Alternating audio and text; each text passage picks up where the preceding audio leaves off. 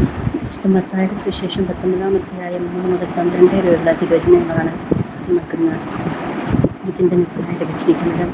യേശു വിവാഹത്തെക്കുറിച്ച് സംസാരിക്കുമ്പോൾ മനുഷ്യരുടെ സൗകര്യങ്ങളെക്കാൾ ദൈവത്തിൻ്റെ പദ്ധതിക്കും സ്നേഹത്തിൻ്റെ വിശ്വസ്തതയ്ക്കുമാണ് പ്രാധാന്യം നൽകുന്നത്. ദൈവം യോജിപ്പിച്ചു കഴിഞ്ഞ മനുഷ്യൻ വേർപെടുത്താതിരിക്കട്ടെ എന്ന വചനം വിവാഹബന്ധത്തിൻ്റെ വിശുദ്ധി പരിപാടിത്തെ ഓർമ്മിപ്പിക്കുന്നു.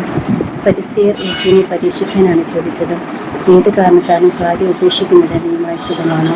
എന്നാൽ യേശു പ്രശ്നത്തെ നിയമത്തിൻ്റെ പരിധിയിൽ മാത്രം കാണാതെ ദൈവത്തിൻ്റെ ആത്മ പദ്ധതിയിലേക്ക് അവരെ തിരികെ കൊണ്ടുപോകുന്നു.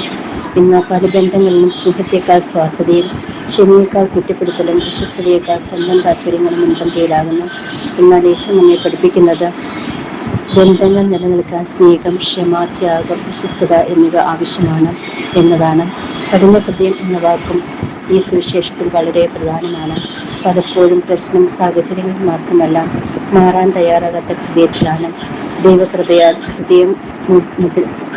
ഹൃദയം മൃദുവാകുമ്പോൾ ക്ഷമിക്കാനും മനസ്സിലാക്കാനും വീണ്ടും സ്നേഹിക്കാനും കഴിയും. യേശു എല്ലാവരുടെയും ജീവിതവും ഒരുപോലെയല്ലെന്ന് വ്യക്തമാക്കുന്നു.